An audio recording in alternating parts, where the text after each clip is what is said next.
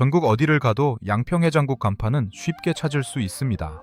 서울 도심 한복판에도, 부산 해운대에도, 심지어 제주도에도 양평해장국 간판이 걸려 있죠. 그만큼 한국인에게 양평해장국은 해장의 정석처럼 여겨지는 음식입니다. 그런데 이 양평해장국이 조선시대부터 내려온 유서 깊은 전통 음식이라고 생각하시는 분들이 많습니다.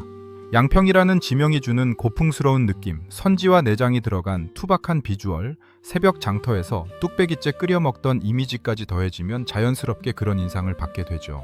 하지만 오늘 이 영상을 보시고 나면 생각이 달라지실 겁니다.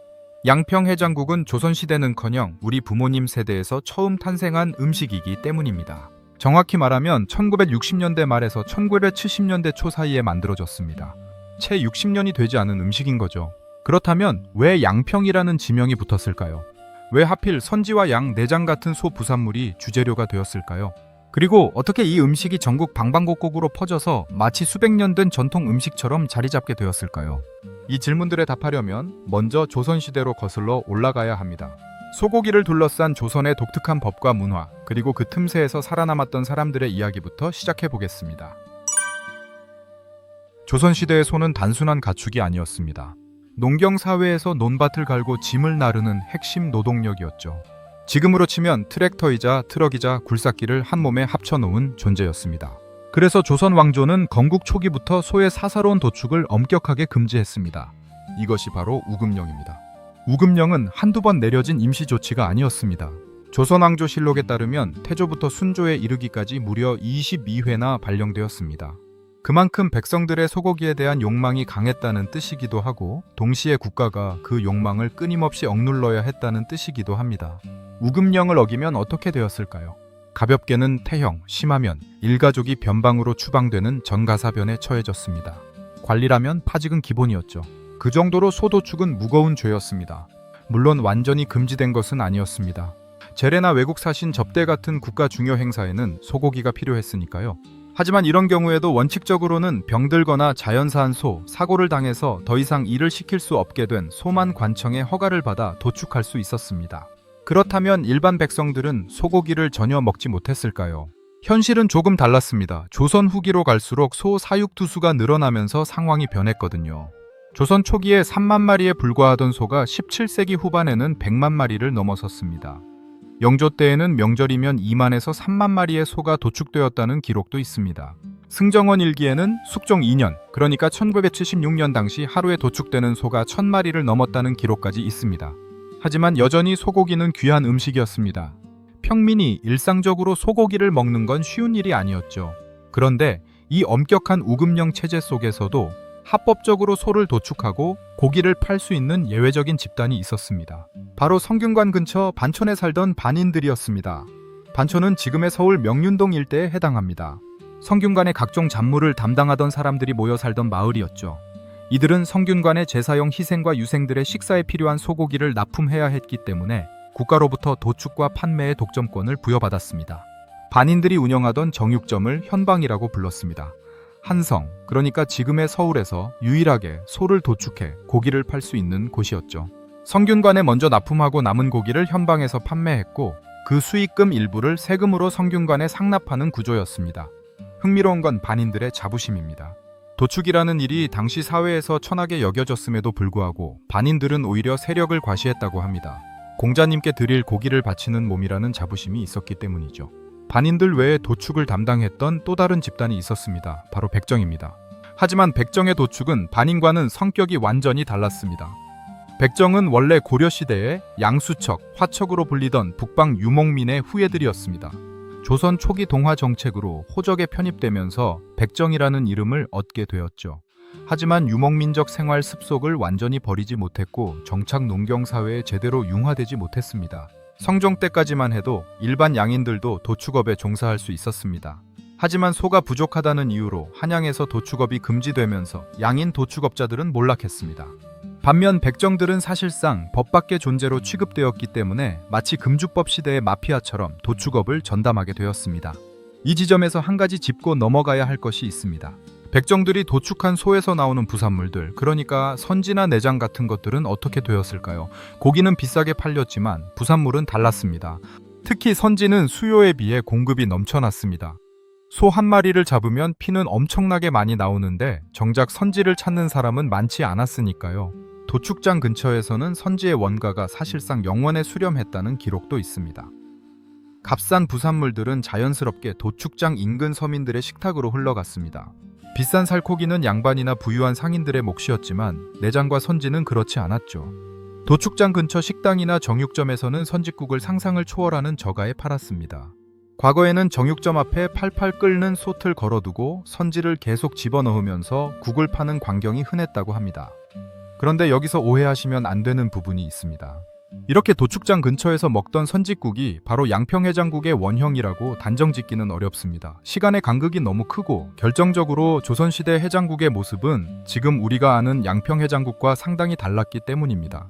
그렇다면 조선시대 사람들은 해장을 어떻게 했을까요? 원조 해장국은 어떤 모습이었을까요? 이 부분을 알아야 양평해장국이 얼마나 현대적인 창작물인지 제대로 이해할 수 있습니다. 해장국의 역사를 추적하다 보면 고려 말기의 중국어 회화 교본인 노걸대에서 성주탕이라는 단어를 만나게 됩니다. 성주탕은 술 깨는 국이라는 뜻인데 이것이 해장국의 원형이라고 소개되곤 합니다.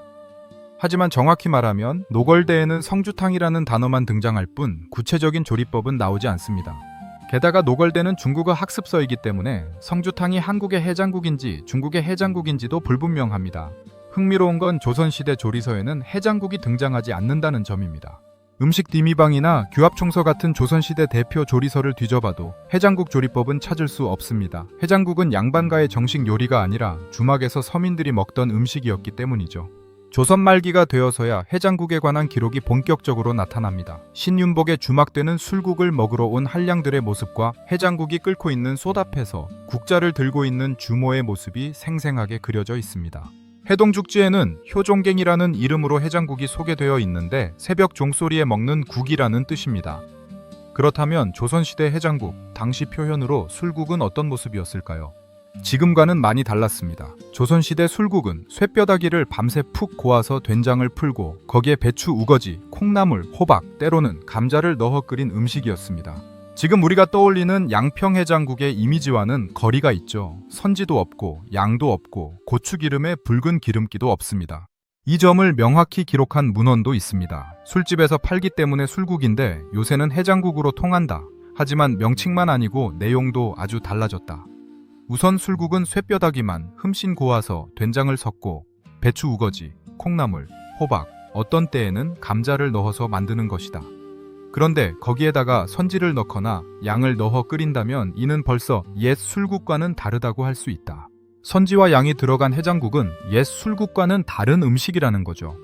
그렇다면 언제부터 선지와 양이 해장국에 들어가기 시작했을까요? 여기에는 경제적인 이유가 있었습니다. 성북구에서 2대째 영업하던 한 해장국집 주인에게 왜 선지를 넣느냐고 물었더니 이렇게 답했다고 합니다. 건더기를 이루 당할 수 없어서라고요. 쇠뼈다귀가 비싸졌기 때문에 값싼 선지로 건더기를 보충했다는 뜻입니다. 결국 우리가 지금 먹는 선지해장국, 양평해장국의 형태는 전통의 계승이 아니라 경제적 필요에 의한 변형이었던 겁니다. 비싸진 뼈다귀 대신 값싼 선지와 내장으로 푸짐한 건더기를 채워 넣은 것이죠. 여기서 또 하나 중요한 사실이 있습니다. 양평해장국의 특징 중 하나인 고추기름입니다. 고춧가루 대신 고추기름을 넣어 얼큰하면서도 국물이 탁하지 않게 만드는 방식인데 이건 역시 전통 술국에는 없던 요소입니다. 조선시대 술국은 된장 베이스의 구수한 맛이 중심이었지 지금처럼 붉고 얼큰한 국물이 아니었습니다. 정리하면 이렇습니다. 조선시대 해장국은 쇠뼈와 된장, 우거지가 중심이었습니다. 선지와 양이 들어간 건 근현대의 변화이고 고추기름으로 얼큰하게 마무리하는 양평식 해장국은 더 나중에 등장한 스타일입니다. 그렇다면 이 양평식 해장국은 정확히 언제, 어디서, 어떻게 탄생한 걸까요?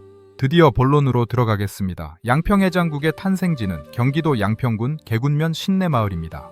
지금도 양평 신내 서울해장국이라는 상호를 단 원조집이 영업 중이죠. 그런데 왜 하필 양평이었을까요?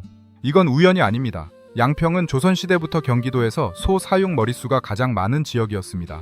소를 많이 키우니 자연스럽게 우시장이 발달했고 우시장이 발달하니 도축장도 따라 붙었습니다. 도축장이 있으니 소 부산물이 풍부하게 쏟아져 나왔고요. 1930년대 기록을 보면 양평장은 경성부, 인천부, 개성부를 제외한 경기도 내 장시 중에서 수원, 안성과 함께 거래액이 100만 원을 넘긴 시장 중 하나였습니다. 그리고 양평장에서 가장 거래액이 컸던 품목이 바로 소였습니다. 양평은 지리적 조건도 특별했습니다. 남한강과 북한강이 양수리에서 합류하는 위치에 있었죠. 강원도에서 한양으로 가는 물길의 중간 기착지였기 때문에 사람과 물자가 끊임없이 오갔습니다. 시장이 발달하기에 최적의 조건이었던 겁니다. 이런 배경 위에서 양평 해장국이 탄생합니다. 시기는 1960년대 말입니다. 당시 양평 일대에서는 큰 공사가 한창이었습니다. 북한강에 다리를 놓는 공사였죠. 뗏목을 타고 강을 오가며 일하던 노동자들이 수없이 많았습니다. 새벽부터 밤늦게까지 고된 육체노동을 하는 사람들에게 가장 필요한 건 뜨끈하고 든든한 한 끼였습니다. 이때 한 할머니가 이 노동자들에게 국밥을 팔기 시작했습니다. 양평 시장에서 소의 내장과 뼈를 사다가 푹 고아 육수를 내고 선지와 내장, 콩나물을 넣어 얼큰하게 끓여낸 국밥이었죠. 재료는 모두 우시장에서 헐값에 구할 수 있는 것들이었습니다.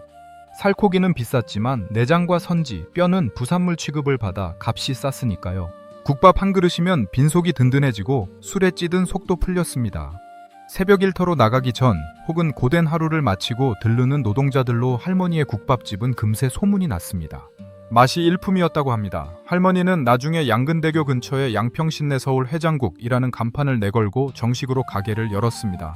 신내는 가게가 위치한 신내마을의 이름이고 서울은 왜 붙었는지 정확히 알려진 바가 없습니다. 어쨌든 이 가게가 양평 해장국의 원조입니다. 그런데 한 가지 흥미로운 점이 있습니다. 일부에서는 북한강 뗏목 노동자들이 즐기던 해장국이 개군면으로 내려와 정착했다고 보기도 합니다. 개군면과 북한강은 실제로 꽤 거리가 있거든요. 남한강이라면 모를까 북한강과 개군면 사이에는 상당한 거리가 있습니다. 아마도 북한강과 남한강 사이에 위치한 양평이라는 지역 특성상 양쪽 강을 오가는 다양한 노동자들과 행상들, 벌목꾼들이 뒤섞이면서 자연스럽게 이 지역에 국밥 문화가 뿌리내린 것으로 보입니다.